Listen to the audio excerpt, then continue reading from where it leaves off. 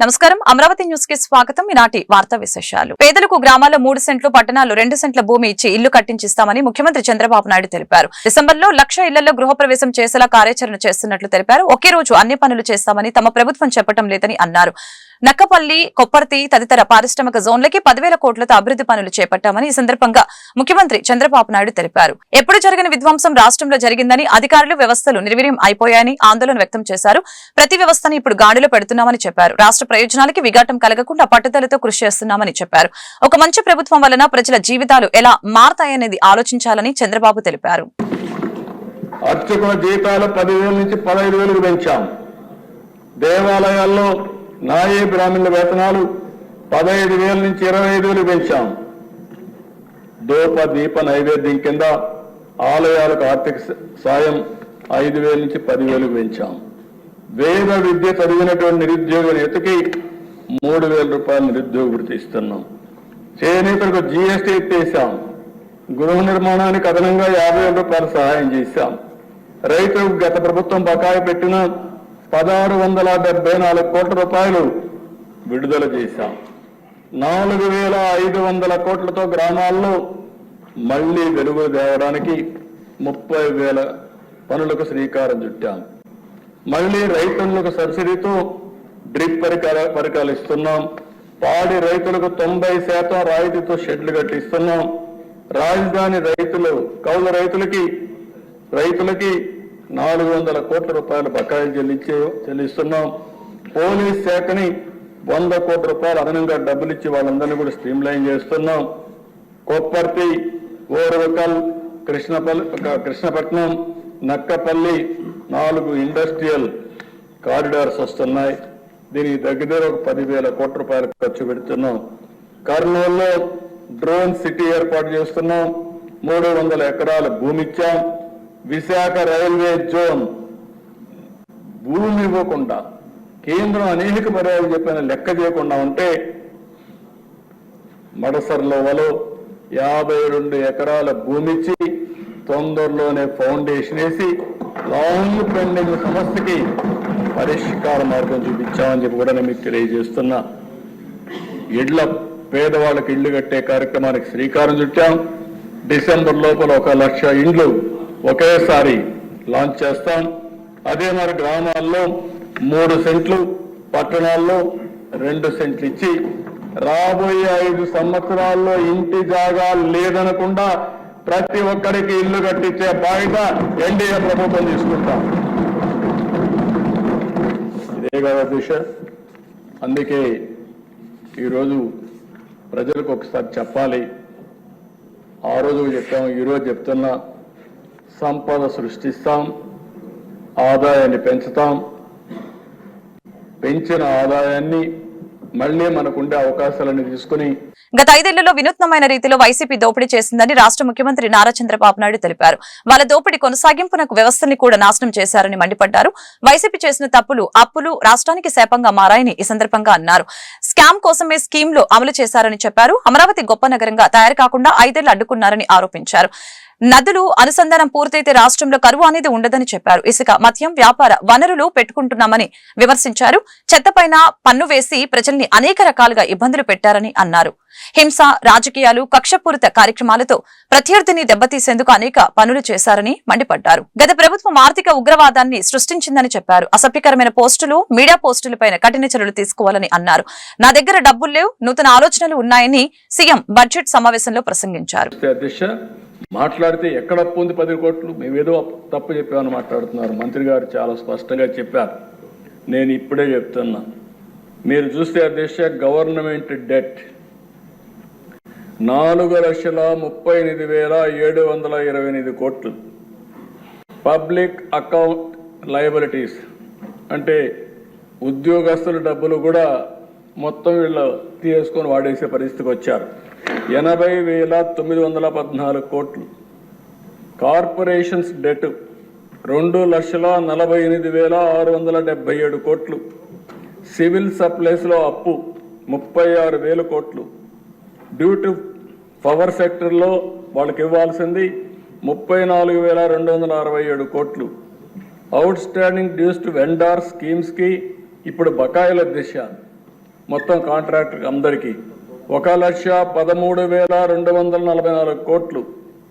అదే మరి ఉద్యోగస్తులకు ఇవ్వాల్సింది ఇమీడియట్గా 21,980 కోట్లు.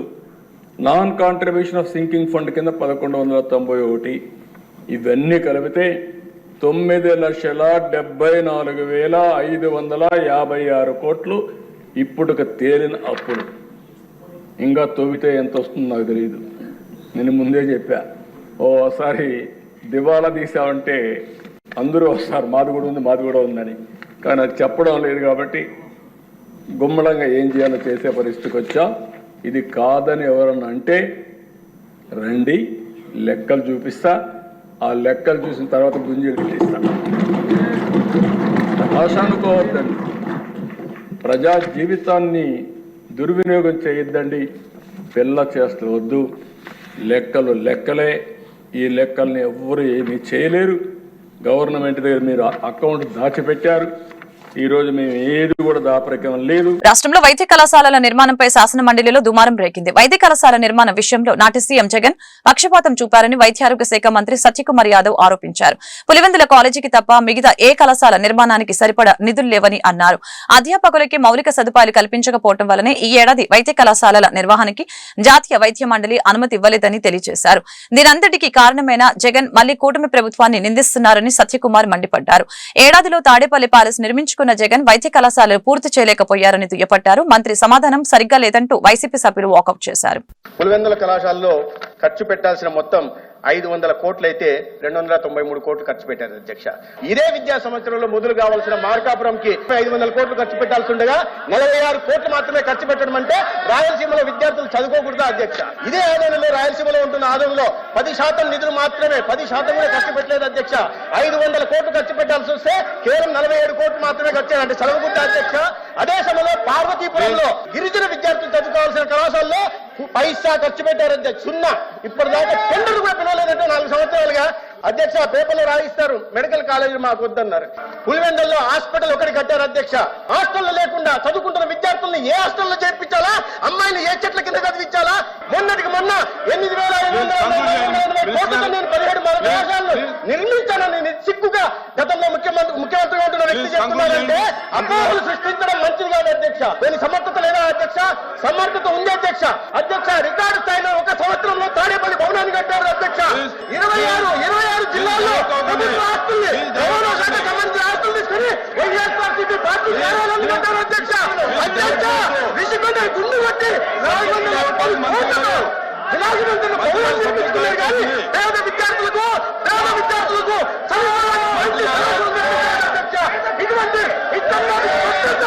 ఇటువంటి పెత్తందారు ఇవాళ అబద్ధాలు చెప్తుంటే ఏంటంటే ఏ పని వేగంగా జరుగుతుంటుందో, ఎక్కడైతే స్పీడ్ జరుగుతుందో అక్కడ ఖర్చు పెడతారు. అసలు ఫౌండేషన్ దగ్గర అవుతాయి ఆ కార్యక్రమాలు. అంతేగాని వ్యక్తిగతంగా మాట్లాడడం, తప్పుతో పట్టించడం లేదు, అందరినీ ప్రోగ్ చేయడము ఈ సంప్రదాయం కాదు అధ్యక్ష. మంత్రి సమానం నిరసనగా ఈ సభ నుంచి వాకౌట్ చేస్తున్నారు.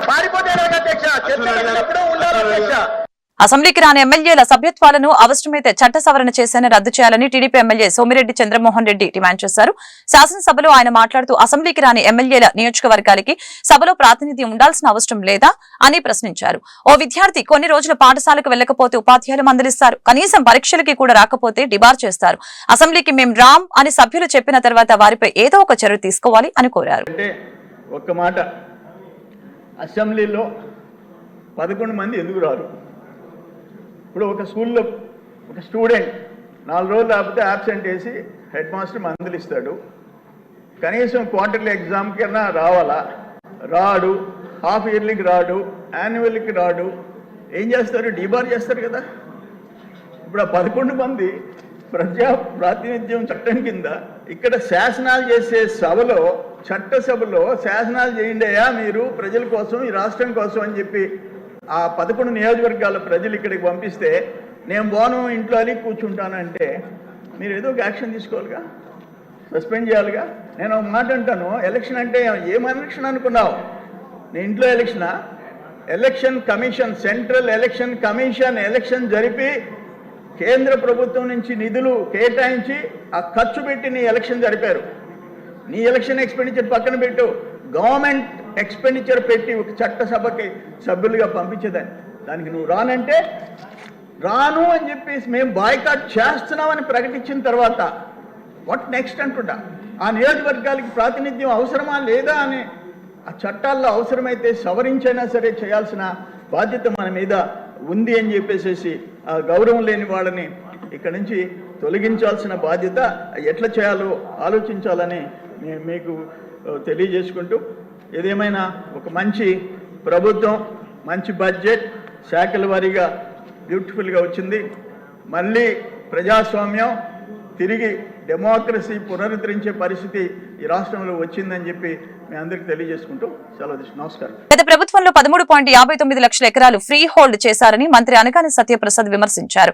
అసెంబ్లీ సమావేశంలో భాగంగా శాసన మండలిలో ఆయన మాట్లాడారు. గత ప్రభుత్వంలో 25,000 ఎకరాల భూమి అమ్మకాలు, రిజిస్ట్రేషన్ జరిగాయని చెప్పారు. నిబంధనలకి విరుద్ధంగా 7,837 ఎకరాల్లో అక్రమాలు జరిగాయని ఈ సందర్భంగా తెలిపారు. భూ కబ్జాలు అరికట్టేందుకు ల్యాండ్ గ్రాబింగ్ చట్టం తీసుకువస్తున్నామని చెప్పారు. భూ కబ్జాలకి పాల్పడిన వారికి 10 నుంచి 14 ఏళ్లు శిక్ష పడేలా కొత్త చట్టం అమలవుతుందని అన్నారు. అలాగనే కబ్జాదారుల గుండెల్లో దడ పుట్టించేలా శిక్షలు ఉంటాయని పేర్కొన్నారు. పేదల భూములు అన్యాక్రాంతం కాకూడదనే కొత్త చట్టం తీసుకువస్తున్నట్లు వివరించారు. మదనపల్లిలో 13,000 ఎకరాల్లో పేర్లు మార్చారని ఆరోపించారు. అక్కడి భూ అక్రమాల్లో ఎవరున్నా శిక్షిస్తామని మంత్రి తెలిపారు. ఆర్థిక ఉగ్రవాది ఏం చేశారో గత 5 ఏళ్లలో చూశామని మంత్రి పయ్యావుల కేశవ్ అన్నారు. రాష్ట్ర బడ్జెట్ పై ఆయన శాసనసభలో ప్రసంగించారు. 5 ఏళ్ల పాటు రాష్ట్రంలో గత ప్రభుత్వం ఆర్థిక విధ్వంసం సృష్టించింది. రాష్ట్రాన్ని తిరిగి గాడిలో పెట్టేందుకు అనేక ఇబ్బందులు పడుతున్నామని తెలిపారు. గత ప్రభుత్వం చేసిన అప్పులను ఎలా తీర్చాలో అర్థం కావటం లేదని అన్నారు. 5 ఏళ్లలో ప్రతి శాఖలోనూ ఆర్థిక అరాచకాలు జరిగాయని, దీనికి సరైన లెక్కలు, జమ ఖర్చులు లేవని చెప్పారు. గత ప్రభుత్వం అంకెల గారడీతో అన్ని వ్యవస్థల్ని అస్తవ్యస్తం చేసిందని విమర్శించారు.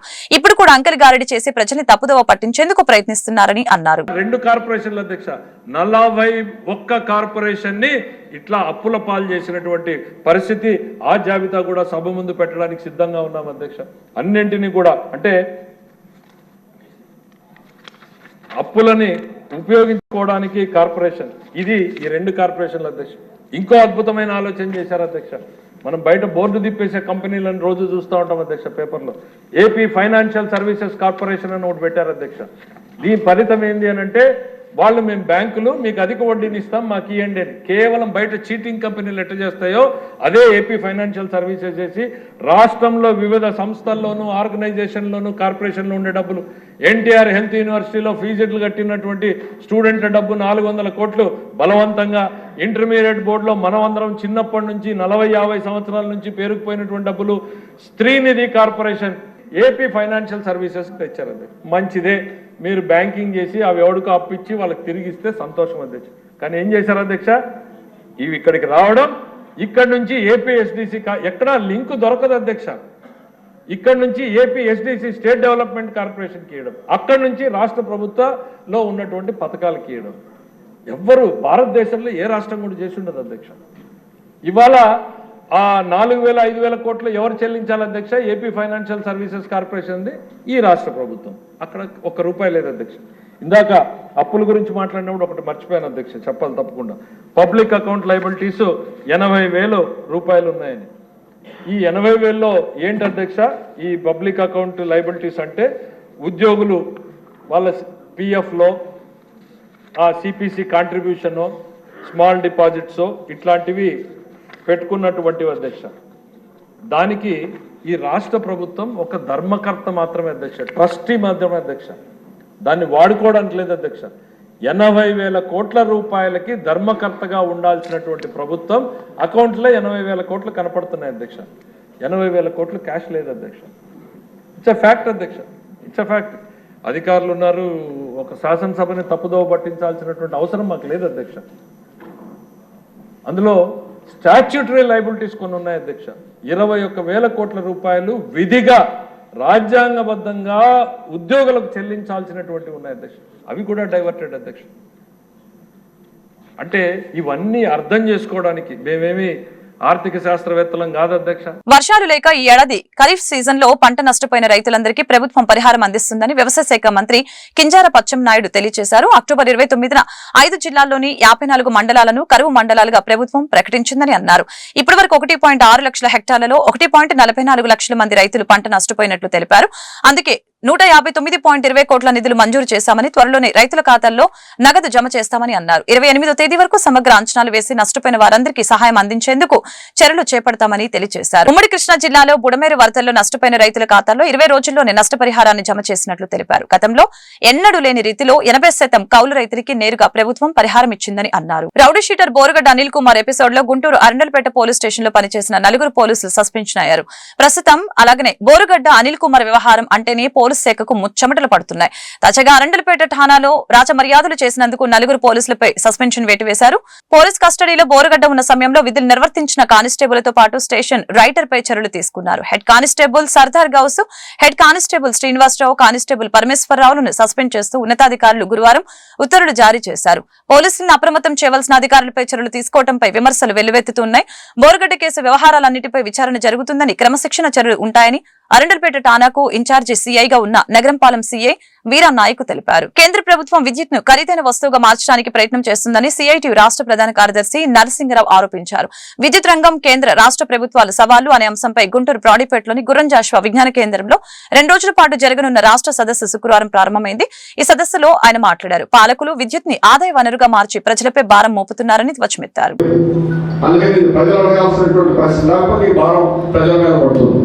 అందుకని ఇప్పుడు ఈ కాలంలో జరిగిన ట్రూ ఆఫ్ ఛార్జెస్ అనేటువంటి గతంలో 9 సార్లు విద్యుత్ ఛార్జీలు పెంచారు. మరి ఇప్పుడు 17,000 కోట్ల రూపాయలు, 6 నెలల్లోనే 17,000 కోట్ల రూపాయలు విద్యుత్ ఛార్జీలు అనేటువంటి పెంచారు. మొదట 6,000 చిల్లర, ఇప్పుడు మళ్ళా 11,000 చిల్లర ట్రూ ఆఫ్ ఛార్జెస్. ట్రూ అనేది ఇందులో ఏమీ లేదు. ట్రూ అంటే నిజం, ఇది పూర్తి అబద్ధం, అన్ట్రూ. ఎప్పుడో 21-22లో బొగ్గు ఛార్జీ తర్వాత పెరిగిందని అగ్రిమెంట్తో రాసుకో. ఎక్కడ ఇంకా ఏ సంవత్సరం ఇలా ఉండదు. ఈ సంవత్సరంలోనే అప్పుడు కొన్నటువంటి వస్తువుకి, అప్పుడు కరెంటు వాడుకున్న దానికి 2 ఏళ్ళు, 3 ఏళ్ళు, 4 ఏళ్ళు అయిన తర్వాత వడ్డిస్తావా? ఏ పద్ధతి ఇది? ఎక్కడుంది ఈ పద్ధతి? ఇది మొట్టమొదటి పెట్టినప్పుడు నేను ఒక్కడే అటెండ్ అయ్యాను. హైదరాబాద్లో ఉన్న ఎలక్ట్రిసిటీ ఈఆర్సీ రెగ్యులేటరీ కమిషన్, మా రాష్ట్రం నుంచి ఎవరు రాలా, నేను ఒక్కనే. ఇది ఇట్ ఈస్ అన్ట్రూ. ఈ రకమైన ట్రూ ఆఫ్ ఛార్జెస్ పేరు మీద పెంచడం అనేది సొంత తప్పు. ఇది కేవలం కాంట్రాక్టర్లకి, డిస్ట్రిబ్యూషన్ ప్రైవేట్ కంపెనీల వాళ్ళకి ఇవ్వడం కోసం మీరు ఈ పద్ధతి ప్రవేశపెడుతున్నారని ఆ రోజు చెప్పడం జరిగింది. కానీ రోజు రోజు ఇది పెరిగిపోయింది.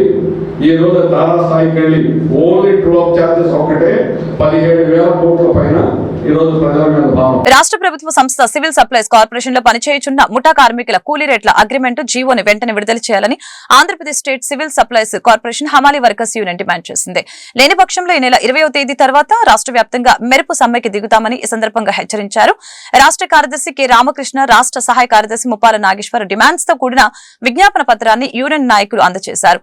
ఈ సందర్భంగా సిపిఐ రాష్ట్ర కార్యదర్శి రామకృష్ణ మాట్లాడారు. కష్టపడి పనిచేస్తున్న ముఠా కార్మికులకు ఇవ్వవలసిన కూలీ బిల్లులు సకాలంలో చెల్లించాలని అన్నారు.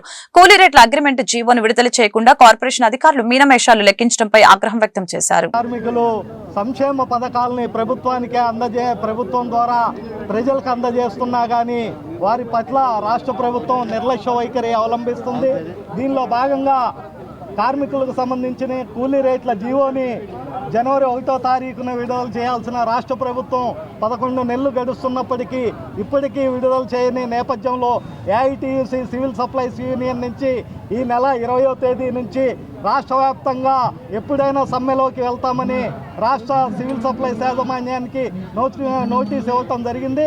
దానిలో భాగంగా ఈరోజు గుంటూరు నగరానికి ఇచ్చేసిన సిపిఐ రాష్ట్ర కార్యదర్శి కె రామకృష్ణ గారికి, అలాగే సిపిఐ రాష్ట్ర సహాయ కార్యదర్శి ముప్పాల నాగేశ్వరరావు గారికి రాష్ట్రంలోని సివిల్ సప్లైస్ కార్మికుల సమస్యల్ని రాష్ట్ర ప్రభుత్వం దృష్టికి తీసుకుపోయి వారి సమస్యల్ని పరిష్కరించాలని తెలియజేయాలని వారికి విజ్ఞప్తి చేయటం జరిగింది. ఈ కార్యక్రమంలో పాల్గొన్న సివిల్ సప్లైస్ కార్మికులందరికీ ధన్యవాదాలు తెలియజేస్తారు. కూటమి ప్రభుత్వం పేదోడి సొంతింటి కలను సాకారం చేయాలని సిపిఐ రాష్ట్ర కార్యదర్శి కె రామకృష్ణ డిమాండ్ చేశారు. ఎన్నికల ముందు రాష్ట్ర ముఖ్యమంత్రి చంద్రబాబు నాయుడు ఇచ్చిన హామీని అమలు చేయాలని కోరుతున్నట్లు తెలిపారు. గత వైసీపీ ప్రభుత్వం చేసిన తప్పిదాలని కూటమి ప్రభుత్వం సరిచేయాలని ఈ సందర్భంగా కోరారు. అలాగనే సిపిఐ ఆధ్వర్యంలో నిర్వహించిన అర్జీల వ్రాసే కార్యక్రమాన్ని రామకృష్ణ ప్రారంభించడం జరిగింది. ఈ మేరకు ఆయన మీడియాతో మాట్లాడారు. రాష్ట్రంలోని పేదలకు శాశ్వత గృహ నిర్మాణం చేపట్టాలని అన్నారు. ఆ దిశగా సిపిఐ పేదల పక్షాన పోరాడుతుందని ప్రకటించారు. కార్యక్రమంలో సిపిఐ రాష్ట్ర సహాయ కార్యదర్శి ముప్పాల నాగేశ్వరరావు, జిల్లా కార్యదర్శి జంగల్ అజయ్ కుమార్, నగర కార్యదర్శి కోట మాల్యాద్రి తదితరులు పాల్గొన్నారు. భారత కమ్యూనిస్ట్ పార్టీ గుంటూరు నగర సమితి ఆధ్వర్యంలో శారదా కాలనీ ఏరియాలో ఎన్నికల ముందు చంద్రబాబు నాయుడు గారు ఇచ్చినటువంటి హామీని పట్టణాల్లో 2 సెంట్లు భూమి ఇచ్చి 4 లక్షల రూపాయలు ఇల్లు కట్టుకోవడానికి ఇస్తామని చెప్పడం అనేది జరిగింది. దానికి సంబంధించి ఇల్లు కట్టుకునేదానికి ఐరన్ రేట్లు, ఇసుక రేట్లు, అన్ని రేట్లు పెరిగిపోయిన నేపథ్యంలో 2 సెంట్లు స్థలం ఇచ్చి 5 లక్షల రూపాయలు ఇవ్వాలని కోరుతూ రాష్ట్ర వ్యాప్తంగా సిపిఐ ఎన్నికల హామీని నెరవేర్చమని డిమాండ్ చేస్తూ జరుగుతున్నటువంటి కార్యక్రమం ఈ రోజున రాష్ట్ర వ్యాప్తంగా జరుగుతూ ఉంది. ఈ రోజున శారదా కాలనీ కార్యక్రమాన్ని ప్రారంభించడానికి రాష్ట్ర కార్యదర్శి రామకృష్ణ గారు రావడం జరిగింది. ఇప్పుడు వారు మాట్లాడతారు. మిత్రులందరికీ నమస్కారాలు. ఇవాళ కొత్త ప్రభుత్వం ఏర్పడి 5 మాసాలు గడుస్తూ ఉంది. ప్రభుత్వానికి గుర్తు చేయడానికి మాత్రము, వారికి విజ్ఞప్తి చేయడానికే ఈ కార్యక్రమాన్ని చేపట్టాం. ఎందుకంటే గతంలో జగన్మోహన్ రెడ్డి గారి ప్రభుత్వం ఉన్నప్పుడు వేల కోట్ల రూపాయలు ఖర్చు చేశారు. దాదాపు 32 లక్షల మందికి ఇళ్ల స్థలాలు ఇచ్చారు. కానీ ఆనాడు మేమంతా కోరింది ఏమంటే, అయ్యా శాశ్వతంగా ఇంటి సమస్య పరిష్కారం కావాలంటే వాళ్ళందరికీ కూడా 2 సెంట్లు పట్టణాల్లో 3 సెంట్లు గ్రామాల్లో ఇవ్వమని కోరాము. పెడచెవన పెట్టారు, ఏమాత్రం కూడా ఖాతరు చేయలే. అదేవిధంగా వారు 1,80,000 రూపాయలు ఒక ఇంటి నిర్మాణానికి ఇస్తే ఎక్కడ కూడా ఇళ్ల నిర్మాణం పూర్తి కాలేదు. అన్నీ కూడా అర్ధాంతరంగా ఆగిపోయినాయి. పేదవాడి ఇంటి స్థలం అనేది, ఇల్లు అనేది ఒక కలగా మిగిలిపోయింది తప్ప 26 జిల్లాల్లో ఎక్కడ కూడా వాళ్ళకి ఇల్లు రాలేదు. కాబట్టి వాళ్ళ చంద్రబాబు నాయుడు గారిని కోరుతా ఉన్నాం, మీరు ఎన్నికల్లో వాగ్దానం ఇచ్చినట్లుగా పట్టణాల్లో 2 సెంట్లు, అదేవిధంగా గ్రామీణ ప్రాంతాల్లో 3 సెంట్లు ఇవ్వాలి. ఇంటి నిర్మాణానికి 5 లక్షల రూపాయలు ఇస్తే తప్ప ఇవాళ వారికి శాశ్వతంగా గృహ నిర్మాణ సమస్య పరిష్కారం కాదు. కాబట్టి ఆ రకంగా ప్రభుత్వం ముందుకు రావాలని కోరుతా ఉన్నాం. ప్రత్యేకించి వాళ్ళ కేంద్రంలో అధికారంలో ఉన్న నరేంద్ర మోడీ ప్రభుత్వం దేశవ్యాప్తంగా ఇళ్ల నిర్మాణానికి ప్రయారిటీ ఇస్తూ ఉన్నారు. కాబట్టి అటు కేంద్ర ప్రభుత్వంతో కూడా సహకారం తీసుకొని రాష్ట్ర వ్యాప్తంగా ఉన్నటువంటి లక్షలాది మంది ఇళ్ళు లేని పేదవాళ్ళందరికీ కూడా ఇళ్ల నిర్మాణం చేపట్టాల్సిన బాధ్యత రాష్ట్ర ప్రభుత్వం పైన ఉంది. ఇవాళ ఆ రకంగా ముందుకు పోవాలని కోరుతా ఉన్నాం. ఇవాళ రెవెన్యూ మంత్రి అనగాని సత్యప్రసాద్ గారిని కూడా అసెంబ్లీ సెక్రటరియట్లో కలవబోతా ఉన్నాం. ఆయన దృష్టికి తెస్తాం. రాష్ట్ర వ్యాప్తంగా 26 జిల్లాల్లో కూడా భారత కమ్యూనిస్ట్ పార్టీ ఆధ్వర్యంలో వీధిన ఉండే పేదవాళ్ళందరి చేత కూడా వాళ్ళ అప్లికేషన్లు నమోదు చేయించి ఈ నెల 18వ తేదీ నాడు జిల్లా అధికారులకు, స్థానిక అధికారులకు కూడా వారికి ఇవ్వబోతా ఉన్నాం. 18వ తేదీ తర్వాత ముఖ్యమంత్రి గారిని కూడా కలిసి ప్రతి పేదవాడికి కూడా ఇల్లు ఇచ్చేంత వరకు కూడా మా పోరాటాన్ని కొనసాగిస్తాం. ముఖ్యమంత్రి గారు సానుకూలంగా స్పందించాలని ఈ సందర్భంగా వారికి విజ్ఞప్తి చేస్తా ఉన్నాం. పేదలు ఈ అర్జీలు రాపించుకోవడానికి వస్తున్నారు. వారందరి ఆలోచన విచారిస్తే జగనన్న ఇంటి స్థలం కొంతమందికి ఇందులో వచ్చింది. కాకపోతే ఆ స్థలం ఉన్న దగ్గరికి వీరు వెళ్తే ఆ భూములకి డబ్బు కట్టలేదని, ఈ స్థలాల్లోకి మీరు రావడానికి వీల్లేదని భూ యజమానులు అడ్డుపడుతున్నారని కొంతమంది చెప్పారు.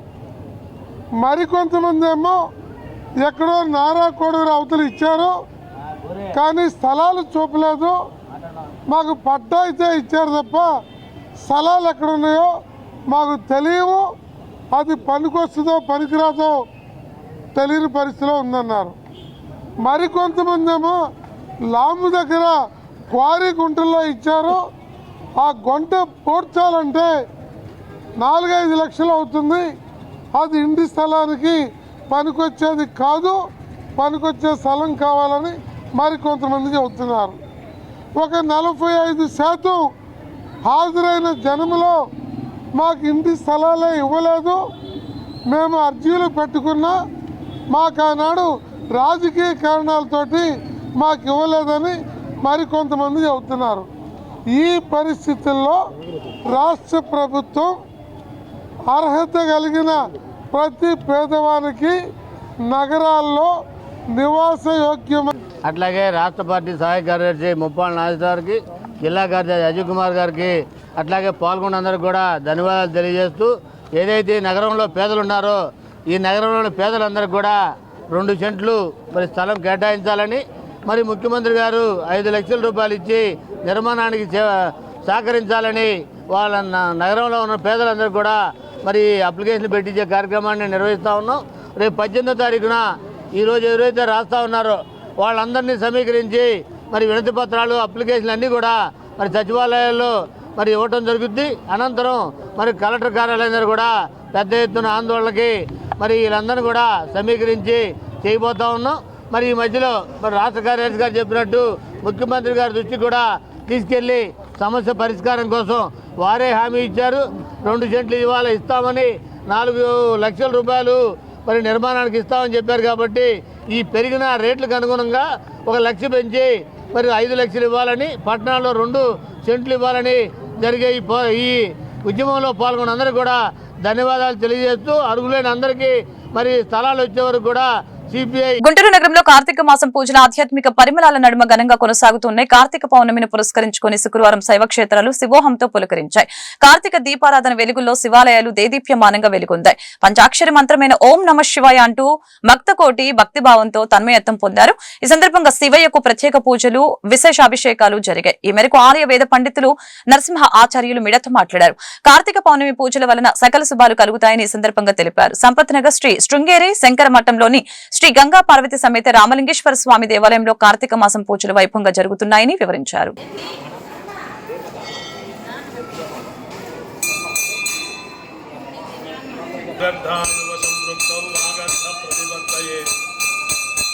జగత పితరౌ వందే పార్వతీ పరమేశ్వరౌ. భక్త మహాశైలారా, శృంగేరి జగద్గురువులు, వ్యాఖ్యాన సింహాసనాధీశ్వరులు శ్రీ శ్రీ శ్రీ భారతీ తీర్థ మహాస్వామి వారు, విధుశేఖర భారతీ మహాస్వామి వారి యొక్క దివ్యానుగ్రహ ఆశీస్సులతో మన సంపత్నగర్ శృంగేరి శారదాపీఠంలో వేంచేసి ఉన్నటువంటి శ్రీ గంగా పార్వతీ సమేత రామలింగేశ్వర స్వామి వారి దేవాలయంలో ఈరోజు కార్తీక పౌర్ణమి సందర్భంగా తెల్లవారుజామున 2:30 గంటల నుంచి భక్తుల యొక్క సందోహం, ఆధ్యాత్మిక శోభను సంతరించుకొని ప్రతి ఒక్కళ్ళు కూడా ఆ యొక్క శివాలయం ముందర దీపాలు వెలిగించి ఆ పరమేశ్వరుడికి పంచామృతాలతో అభిషేకం చేసి స్వయంపాక దానం, దీపదానాలు, సాలగ్రామ దానాలు ఇచ్చి స్వామివారి యొక్క అనుగ్రహానికి పాత్రులవుతున్నారు. ఈరోజు సాయంత్రం 6 గంటలకు జ్వాలా తోరణం నిర్వహించబడుతున్నది. భక్తులు విశేషంగా పాల్గొని ఆ యొక్క గంగా పార్వతీ సమేత రామలింగేశ్వర స్వామివారిని దర్శించి తరించవలసిందిగా మనవి చేస్తున్నాం. అంతేకాకుండా ఈ నెల 21వ తారీఖు శృంగేరి జగద్గురువులు విధుశేఖర భారతీ మహాస్వామి వారు గుంటూరు విచ్చేస్తున్నారు. మన వెంకటేశ్వర స్వామి దేవాలయం నుండి సంపత్నగర్ శారదాపీఠం వరకు కూడా శోభాయాత్ర అత్యంత వైభవపేతంగా నిర్వహించబడుతున్నది.